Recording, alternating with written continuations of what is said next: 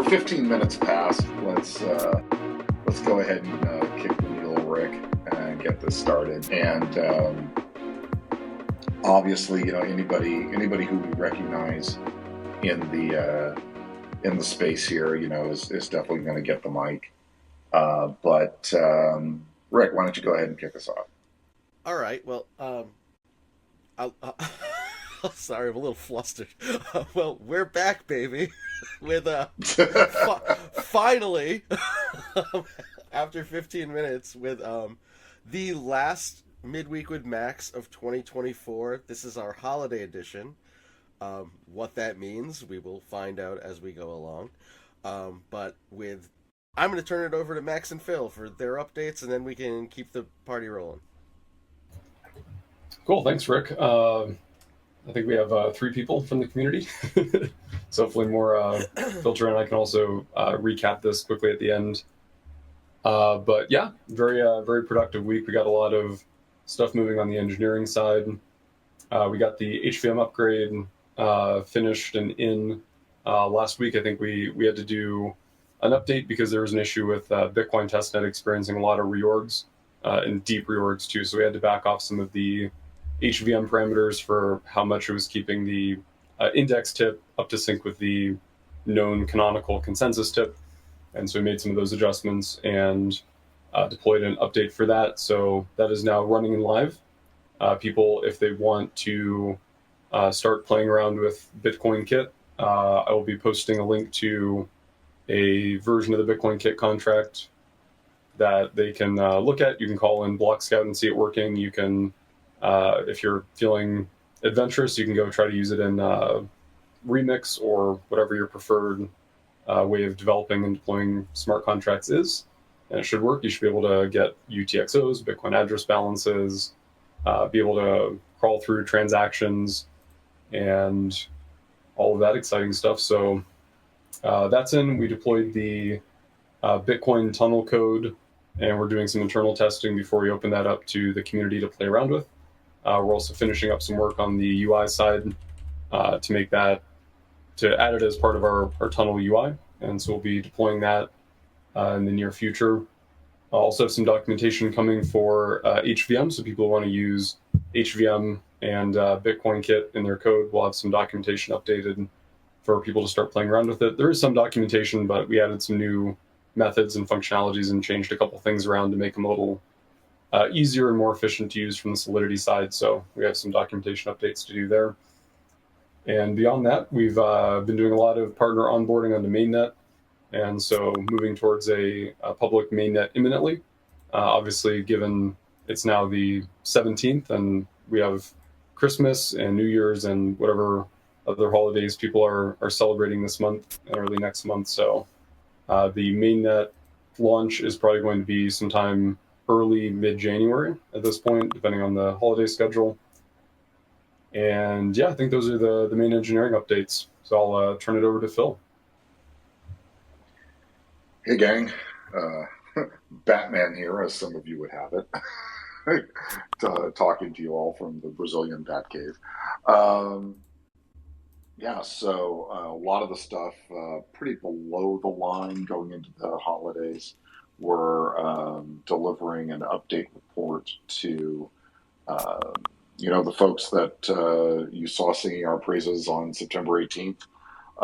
That group, well, we're writing a report for them just to show them all the progress that we've been up to. And when you see this kind of progress just kind of laid out in front of you, when you turn it into a proper research project, it's really incredible what the team's been able to accomplish. We worked it out that since launch, we've announced a new partnership about every 3.5 days, which is a pretty incredible clip. So really, really proud of the team for keeping that news cycle filled. We've got a few podcasts in the hopper. One of them is going to be recorded as a live stream today with Jeff Garzik. That's Bitcoin Takeover, so definitely tune into that or the replay. And the team really hustled last week with some of the end of year retrospectives, trying to get into the press that way. So we'll know in the coming days whether we were successful. So I'm really happy about that. God, so much going on. Submitting for speaking opportunities between now and March, pretty much. So for anybody who hasn't gone through this process before, conferences try to set up their agenda months in advance. So the deadline for what we call a CFP, or a call for presentations, is usually months out. So everything from ETH Denver to Consensus Hong Kong and on down the line, we've been working on that. Finally, it's become a drinking game here at Hemi headquarters. When I talked about Gooby, good out of box experience, and really going into the holidays, the mission of the team right now is 100% love our partners to death. So we're getting together all the co-marketing leading up to mainnet, making sure that that's all, not only that it says the right things, but it looks really good. And we think we're going to be having a lot of stuff to be proud of. Amid all of that, because you, the community, have spoken, you want merch, and we want ways to give it to you. So we're madly looking at designs and global fulfillment. I mean, we just want to. It's probably not going to happen before the end of the year, but we just want to get the basics up there, the basic T-shirt, hat. But it may be another one of our contests where maybe you guys help us design the merch. But we heard you guys loud and clear that you want merch, you want to proudly wear Hemi, and we want to deliver that. Unfortunately, amid all the stuff that I talked about, unfortunately, merch is an easy thing to kind of move down the list, but we do recognize it's important, and we do want to honor the fact that so many people in the community want to drape our brand on their bodies, and so we thank you for that. So with that, Rick, let me pass it to you, and kind of now that you've got some questions there in the hopper. Let's just go quickly through those, and then let's give everybody the opportunity to get to know the team. Okay, I do have some questions in the hopper. I'm glad we're recording because much of our community and team members keep getting kicked out because X Spaces is deciding to be fun today. So, Max, I'm just gonna hop right into questions. Let's start at the top. Let's lightning round these. You know the usuals. So let's just start with when faucet. No progress on the faucet. We all the engineering resources right now are dedicated to mainnet and onboarding partners. So we'll update everyone on that next week. But there's been no progress since last week on that. As a reminder, the plan is ideally to use Deimos as part of the faucet verification to reduce the spam. But yeah, no interesting updates there, unfortunately. All right. When mainnet? Soon. Love that. Love that. Early mid-January is the current thinking. Asked and answered, Your Honor. Just because Poison is here, the question, Max. Same answer, yep. Soon. And the answer is soon. All right. So VB is but still it is coming. Soon. Coming up, Poison. We're not forgetting you. Okay. On to the non-lightning round questions. What's the main objective of Deimos? Is it just for human verification, or is there something else? And is the data safe?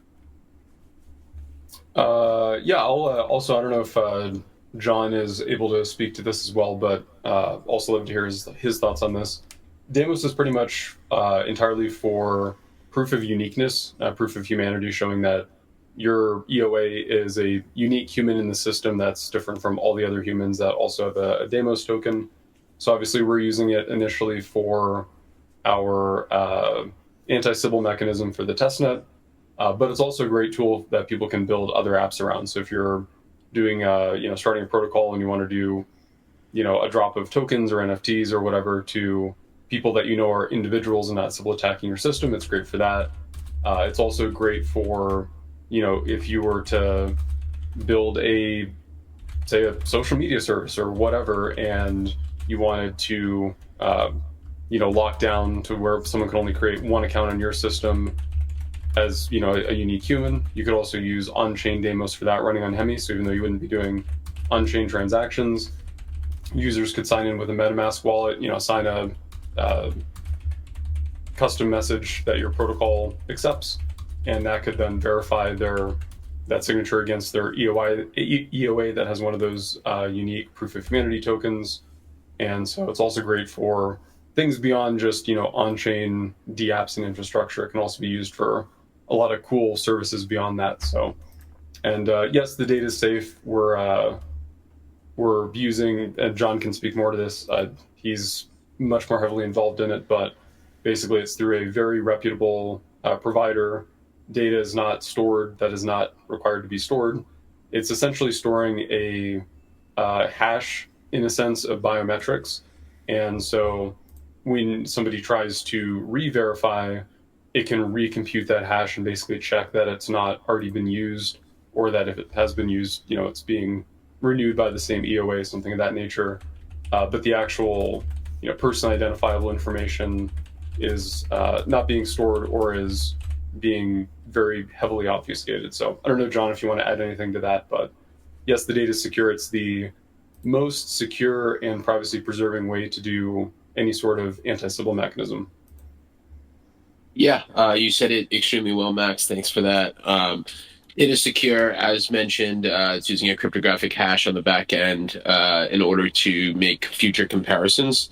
So very little data is retained about the actual person. It's more machine information, if anything, that is looked at initially. That's more for, okay, is anyone gaming the system? Is there multiple signups from similar machines, similar geographic areas, stuff like that? And that's mostly for trending purposes.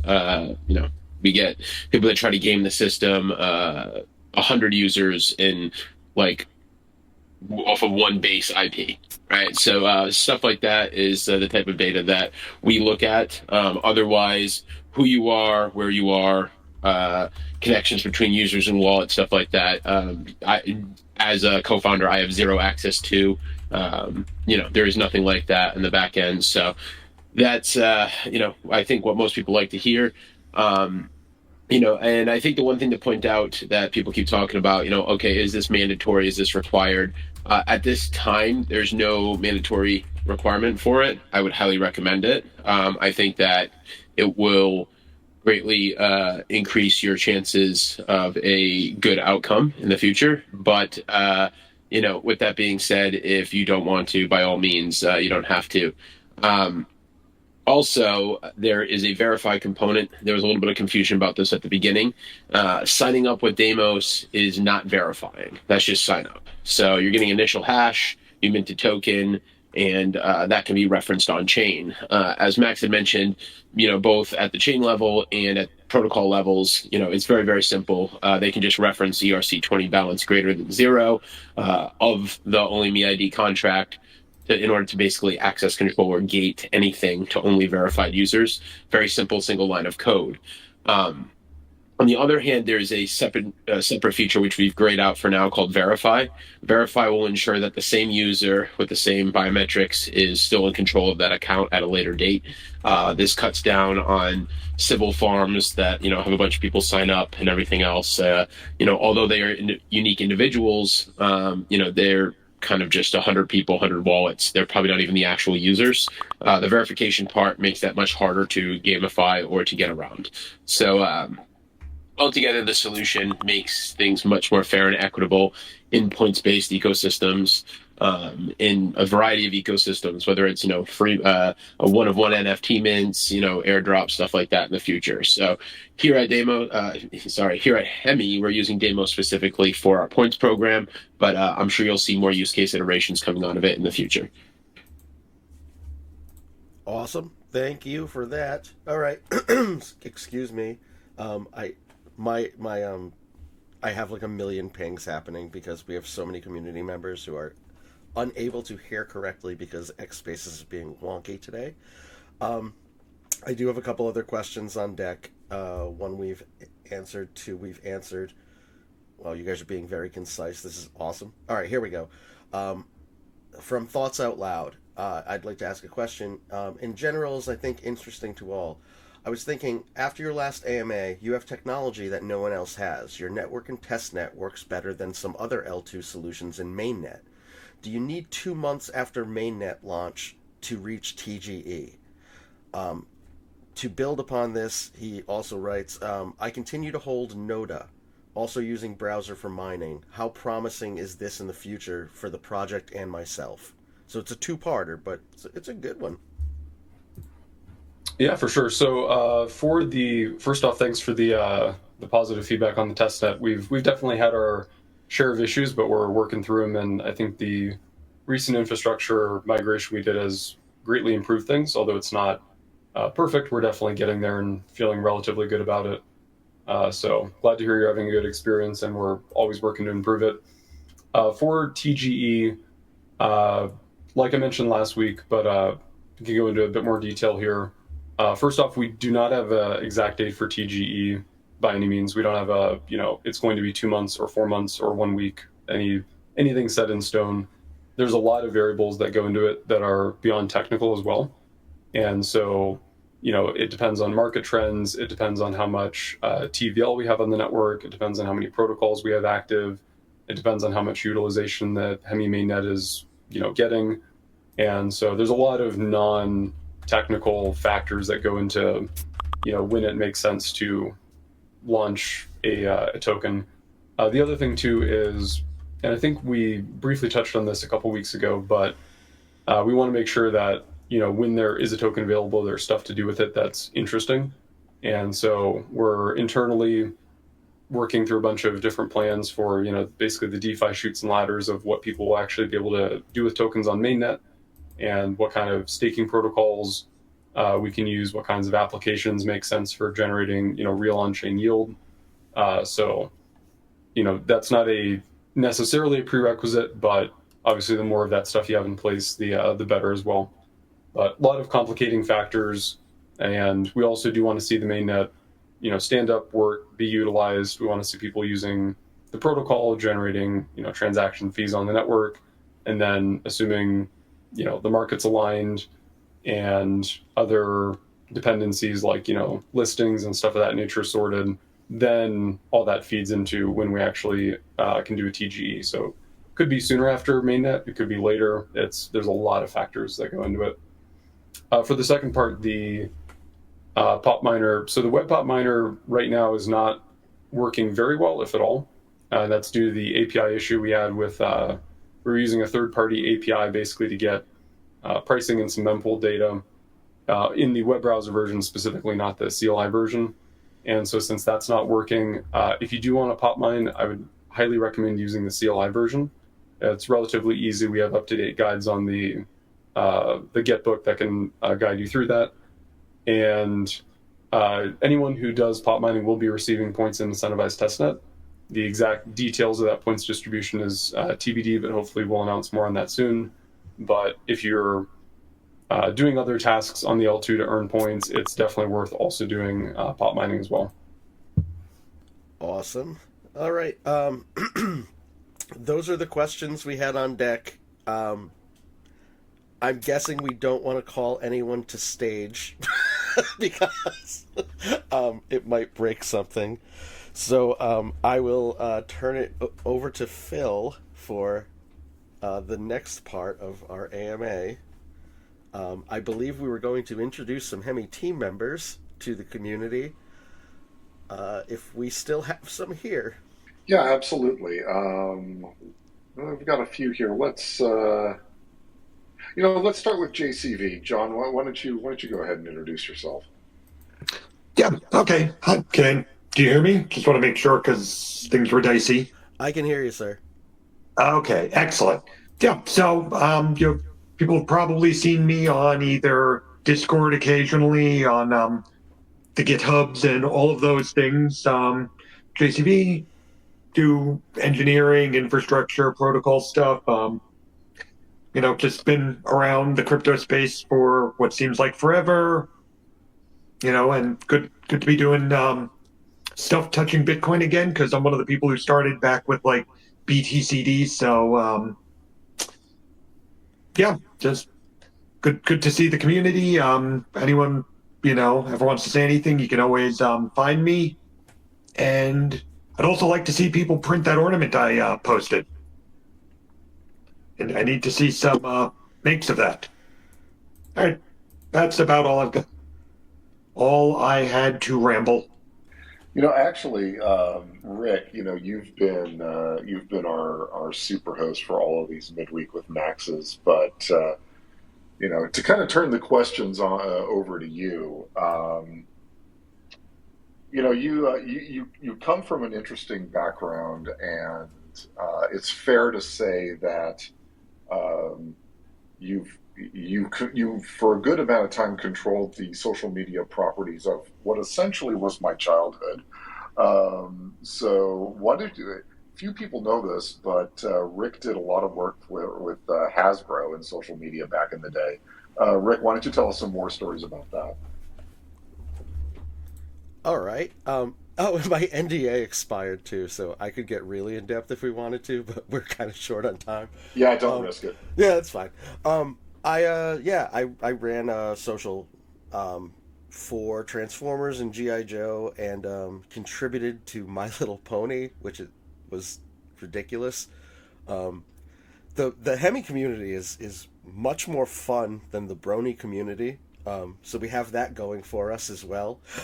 It's a much kinder space as well in crypto than in toys, which is weird. But yeah, I did that for like 10 years, and I wrote the 40th anniversary theme song for G.I. Joe, which is kind of wild.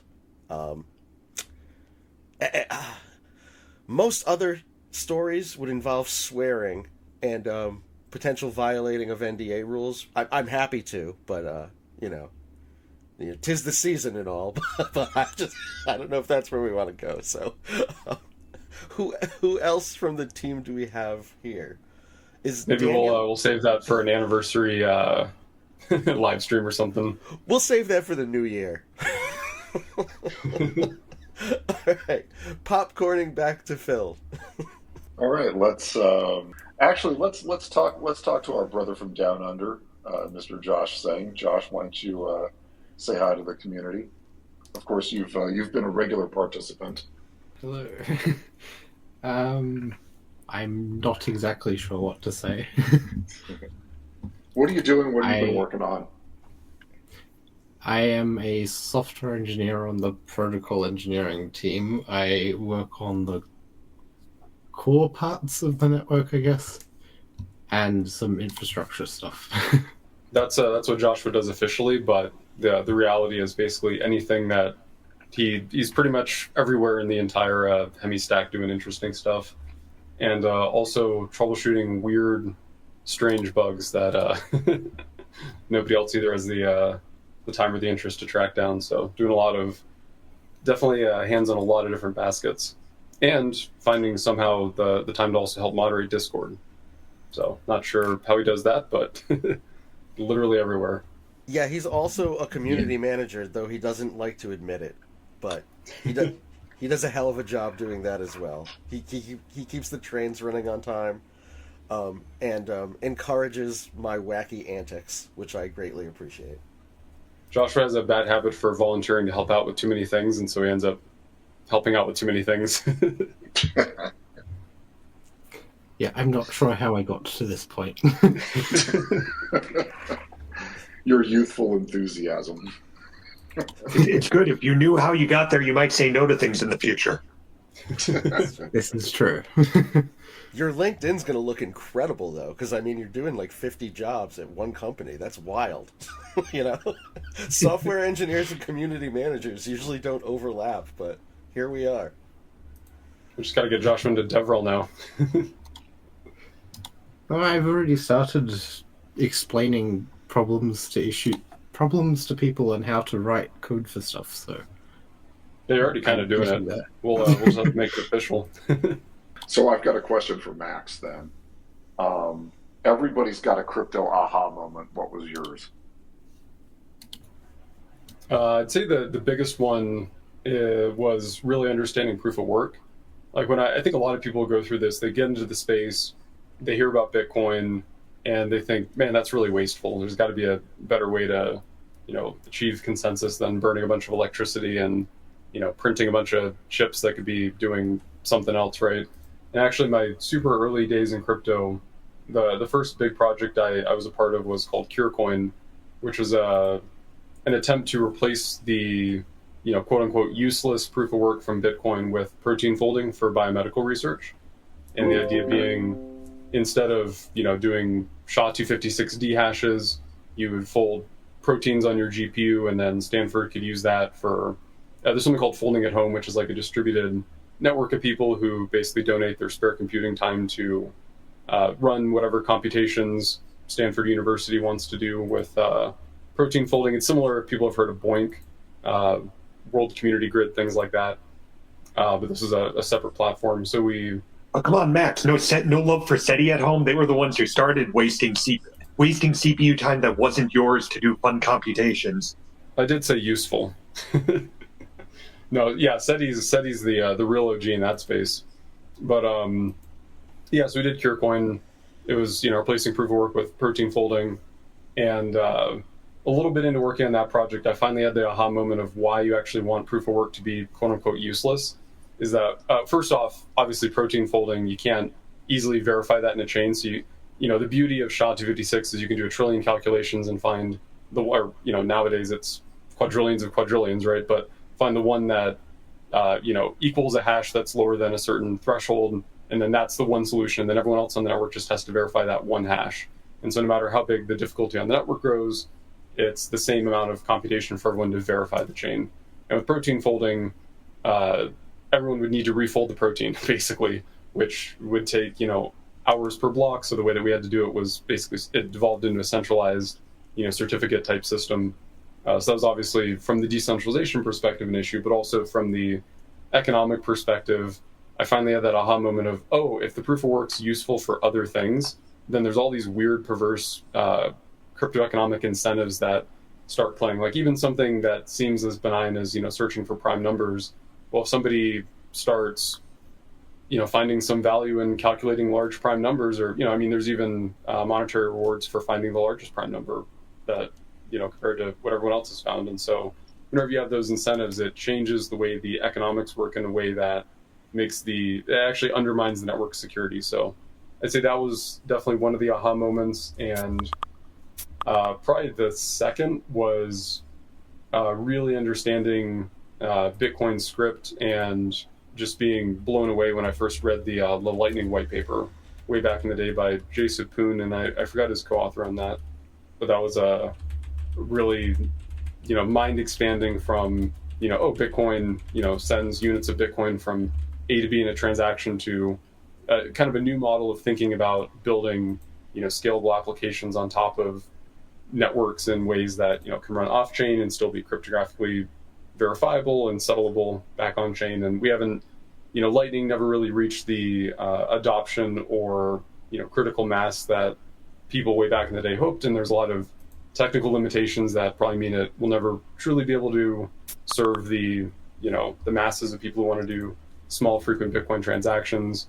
But that line of thinking really expanded into even a lot of the current L2 space probably was at least some inspiration from that original design. So probably a longer answer than you were looking for, but that's it's a cool space to work in for sure. There's a lot of really interesting, non-obvious things that once you have that aha moment and light bulb goes off, and then there's 30 different interesting things you could do with it that you never really thought blockchain could be applied to. So I actually have a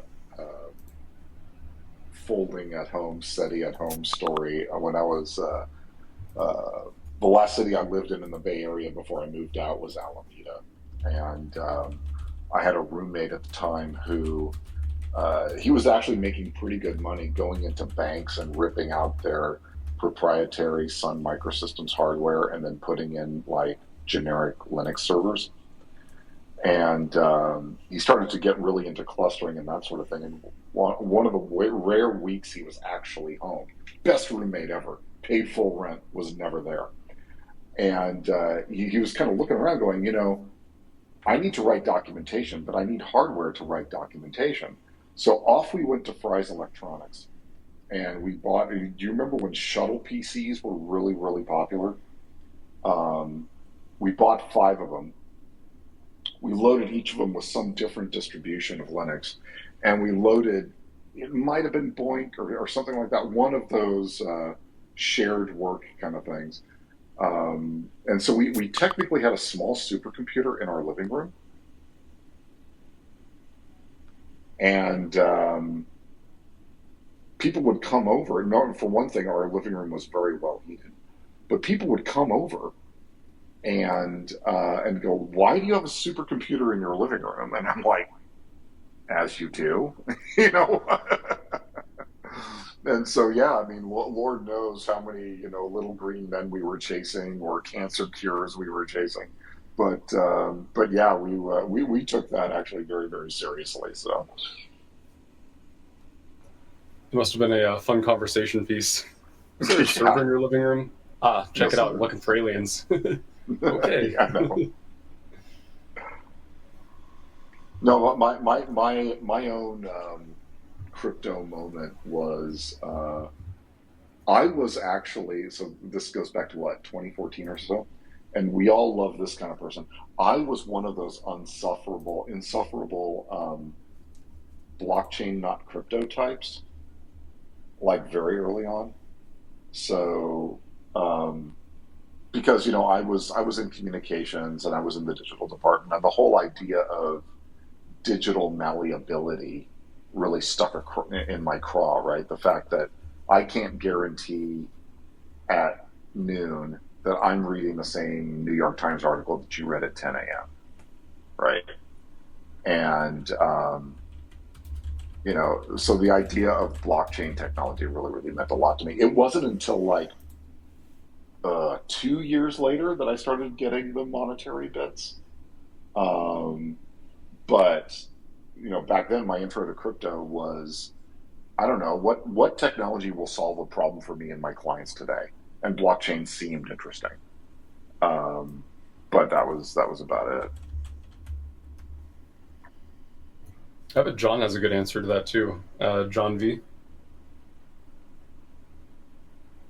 Well, yes, yeah. John. What led you from like dark matter physics to the dark side? Hey, I'm here because we tried that.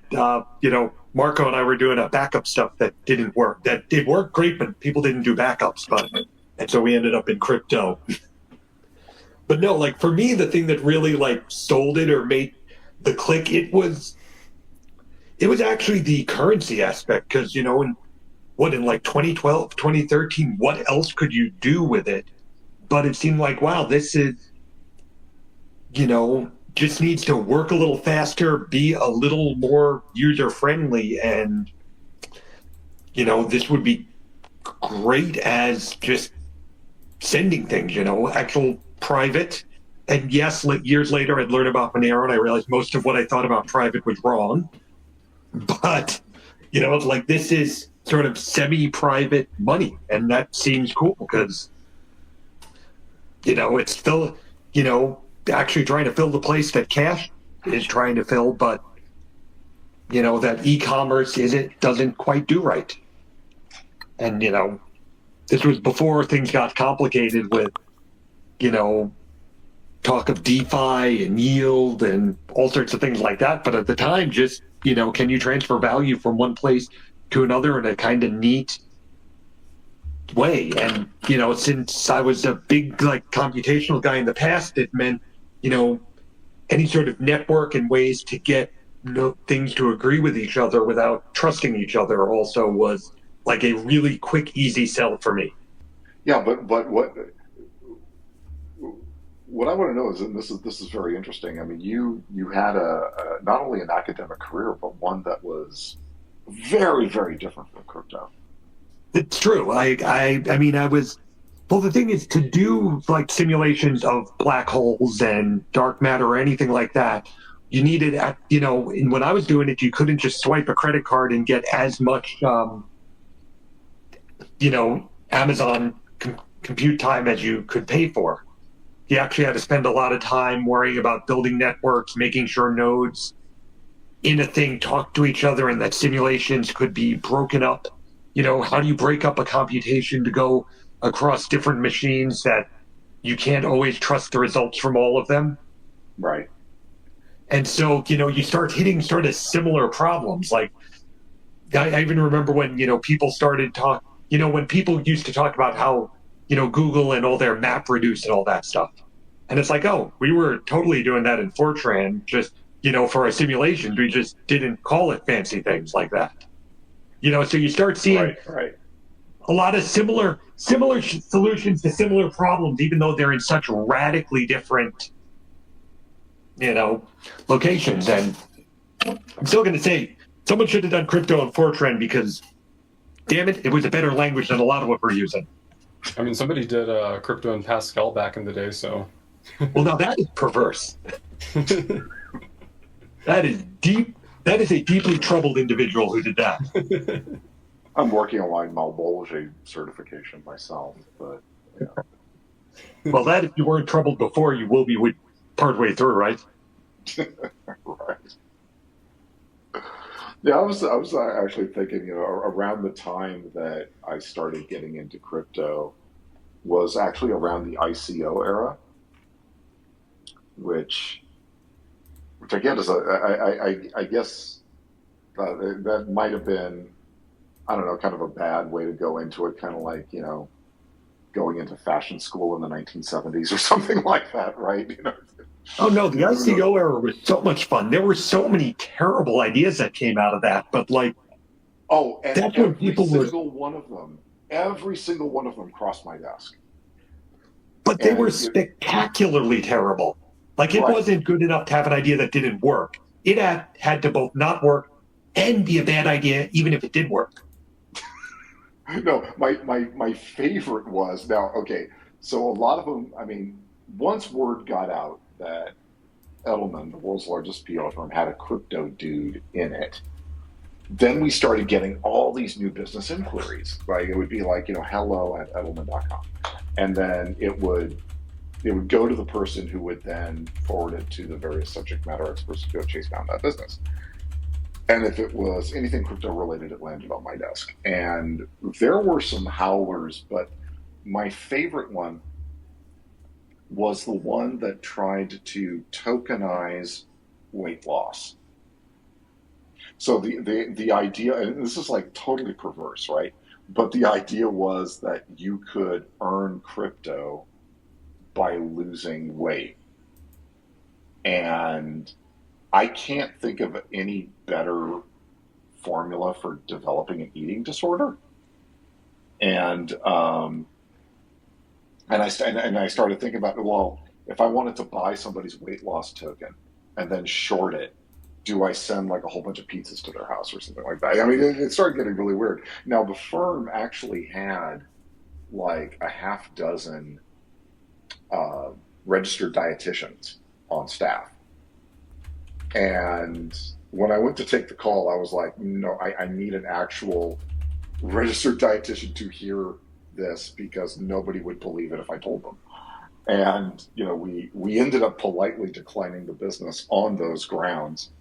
But that one was probably the wildest idea that crossed my desk when I was there. Okay, Phil, I got a good one for you, because I just went back and looked at my email folders from 2017. Oh, dear Lord. And picking a random one, we've got Banana Coin. It's an organic banana plantation that's tying the price to the export price of 1 kilogram of bananas. Hey, they were just doing RWAs super early. Yeah, that's how I look at it. One of my favorites was a Dentacoin. It was like supposed to be the currency of dentists, because we all know you need different currencies for every single part of the economy, right? That's how you function properly. Its own coin. Yep, because dentists are doing a lot of trade between each other, I guess. Right. It's still around too, at least as of a year ago. I also had this other one. This was towards the end of my time there. It was really strange. I get we get this email, and it was from a DEX actually, and it was based in China, and it's an email, and it just said, "Please review our PR plan and call us ASAP." And I was like, okay. And I opened up the risky click. I opened up this Excel spreadsheet that came from somewhere on the internet.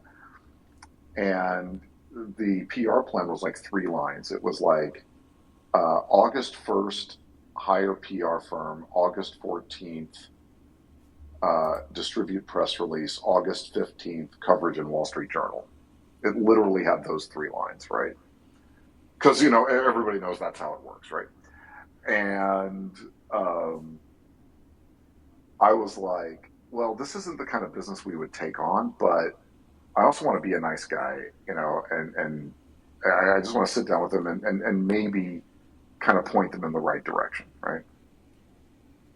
So I had a talk with the guy, and we had come to an understanding. And they said, well, could you help me out? Could you talk to my boss about this? And I said, yeah, sure. So I get on the horn with them. But now this person that I talked to before completely changed. He transformed into like this super hard charging executive type. And he's just like, why are you too good to work for us? He starts yelling at me. It's like, why don't you want to take our business? We've got firms lined out the door to work with us, but we want to work with you because we, this, that, the other thing. And I couldn't get it. I didn't know why the person went from so understanding to this complete change of heart. And at one point I asked during the call, I said, why this sense of urgency? And you hear some uncomfortable shuffling in the back. And then some people start talking in Chinese. It had all been English up to this point. With native English speakers up to this point. And finally somebody pipes up and says, well, we have a friend in the Chinese Politburo who says that they're going to crack down on crypto at the end of the month. So we want to beat the buzzer. We want to launch before then, because if we launch before then, maybe they'll hesitate in shutting us down. At which point I was like, maybe you want to consider another firm. At which point I get yelled at again, and then the person noisily hangs up the phone. That was like one of the last new business calls that I had, and I have never heard of this DEX before or since. But that was one of the last new business calls I had before I ended up joining my client, which was Block, which is the company that spun off Hemi, and thus here we are. Did you ever find out what the PR firms that were lined up out the door were? No, the company that ended up taking the business, I was morbidly curious enough to look. The company that did take the business was a small investor relations shop in Southern California. But somebody did take the business, but it was not a global firm. Shocking. Who'da thunk it, right? I like how that company you were referencing earlier kind of had underpants gnomes from South Park logic, where it's like, take underpants, blank, right, profit. It's like do this, blank, Wall Street Journal. It's like, all right, that's cool. It was a very different time, and like even DeFi summer didn't even come close. Right? It was very much a moment in time, but we had to look at it from a very different perspective, right? I mean, we were not only the world's largest PR firm. Our financial communications practice alone was one of the largest financial communications firms. So we had to be very, very careful as to what business we took on. So Phil, I found one from early 2018 that was putting love on the blockchain. That's what the subject of the email said. Oh dear God! Like an OnlyFans situation, or like the actual emotion of love? I'm very confused. I don't know, but I see the word. I see the letters AI in the email a bunch of times, so they were ahead of their time. That's all. Still ahead of time. Huh. I'm very interested in this. I'd like to subscribe to your newsletter. But we are at the top of the hour, and to the people who could hear us, we greatly appreciate you. A big shout out to our community mods, unfortunately, who were unable to hear us, but we have recaps for reasons. So Anubis, Ajit, Alex, Avi, Creator, Fox, Funky, Hadu, Koki, Lyco, No Tears, Yahoos, and YYG. We thank you all for the work you do, especially through the holidays, because you guys are always killing it. I'll turn it over to Phil and Max for a wrap, but before I do, I just want to say thank you to the entire community for an awesome 2024. You guys have been huge. I hope you've enjoyed your stay thus far, and I can tell you, much like a SoundCloud rapper does, that big thing's coming. Just picture me rubbing my hands together and probably wearing like sunglasses and change and whatnot. But yeah, we are going to be on hiatus for the holidays. We will be back again at our regularly scheduled time on January 7th, 2025. And I will turn it over to Phil and Max. Cool. Big shout out to the community we've gotten so far in 2024, and a lot of exciting stuff to come in the next couple months. And 2025 is going to be an exciting year, so looking forward to sharing it with everybody. Yeah, ditto. I mean, it's been a really, really rewarding experience just watching everything grow from, late July at Bitcoin Nashville. We were running all over the place. We were a little too late in the process to get a booth, so we were running around, not only doing really cool side events, but like a 1980s thrash metal street team, just kind of running around and giving people T-shirts and trying to see and be seen. And of course, we were on stage with Max and Jeff kicking off the testnet. And fast forward to today, we're sitting on an incredibly enviable group of partners and collaborators and names everybody knows in crypto and DeFi. So we're going into the holidays really with a lot of momentum. I mean, it's my priority to keep that momentum going all the way through mainnet and beyond. And we can't do it without the community. So cheers to everybody who has showed up, asked questions, answered questions, kicked the tires on pop mining, tunneling, etc. God bless you. You guys have been doing great work. Our intern said it best, that our community is stronger than 1,000 Stone Cold Steve Austins. Whatever the hell that means. But it sounds really impressive, because one Stone Cold Steve Austin is very impressive, so. Yeah, I was about to say that should be a unit of physics or something like that, like a kilogram or something. That's how I measure things now. All right, gang. Thanks a ton. Take care, all, and we will see you in 2025. Awesome. Thanks, everyone.